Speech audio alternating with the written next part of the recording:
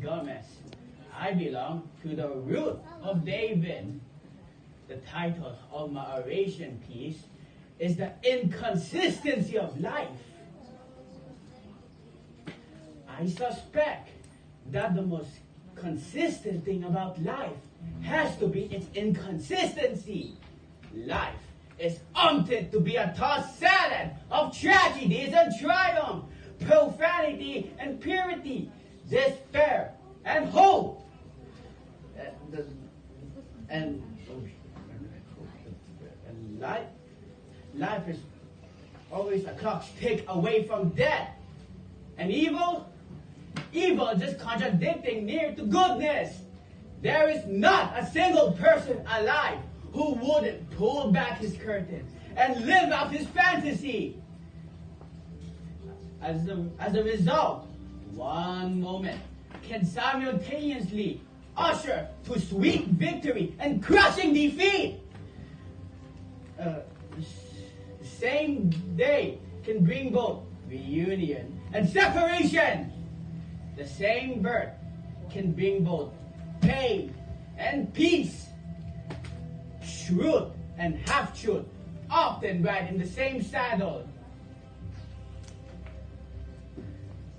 Maybe that is why there is written all of us just a bit of suspicion and insecurity. Don't all of us live with the fear of the unknown? Don't all of us dread the horrible day when the thin curtains separates us from evil might be pulled back and we would tumble? Cancer, murder, death! How haunting is that knowing that we are immune to life's mishaps and perils?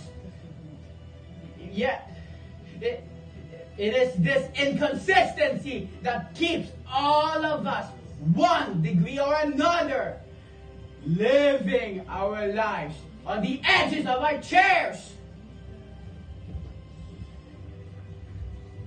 Yet, it was this inconsistency that God had his finest hour. Never did the disgusting morality come too close to the holy as it did on Calvary. Never did the good in the world so tightly intertwine as it did with the bad, as it did on the cross. Never did what is right involve itself so intimately as it did when Jesus was suspended between heaven and earth. God on the cross, humanity at its worst, divinity at its best. Something is said at the cross about inconsistency. Something hopeful, something healing.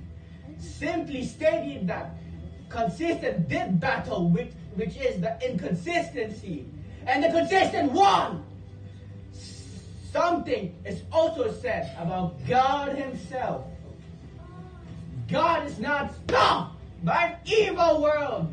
He doesn't inhale in pain, in amusement, at the demerit of our faith, or the death of our failure. We can't surprise God without cruelty. He knows the condition of our world and loves it just the same. For when we find a place where God would never be, like on the cross, we look again and here he is, in the flesh, in the inconsistency of life.